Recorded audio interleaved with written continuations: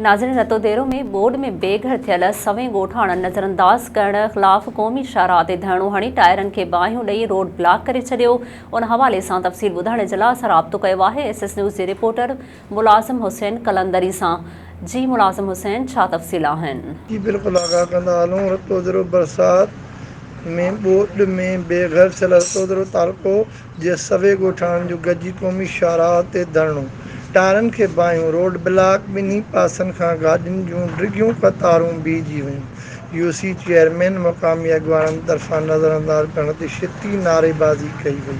बरसात ऐं ॿोॾि सबबि घर ड्ही पट थी विया आहिनि, फसल तबाह थी विया आहिनि, महीनो थी वियो आहे, बुख ऐं बीमारियुनि में वठिजी विया आहियूं। क़ौमी अॻवान ऐं चेयरमैन पंहिंजा नवाज़ी कनि था ऐं राशन बि मनपसंद माण्हुनि खे खेमा बि ऐं इमदादूं बि मनपसंद माण्हुनि खे ॾियनि था। नाल अॻवाननि ख़िलाफ़ तक जा चूंडियल नुमाइंदा नोटिस वठनि। मुतासिर ॻोठाणनि जो मुतालबो, ॿी सूरत में एहतिजाज जो दाइरो वधायो वेंदो। जी मुलाज़िम हुसैन, तफ़सील ॿुधाइण जे लाइ तव्हांजी महिरबानी। नाज़रीन, वधीक ख़बरूं ऐं अपडेट्स जे लाइ ॾिसंदा रहो SS न्यूज़ वेब चैनल। असांजे चैनल खे लाइक ऐं सब्सक्राइब करणु न विसारींदा।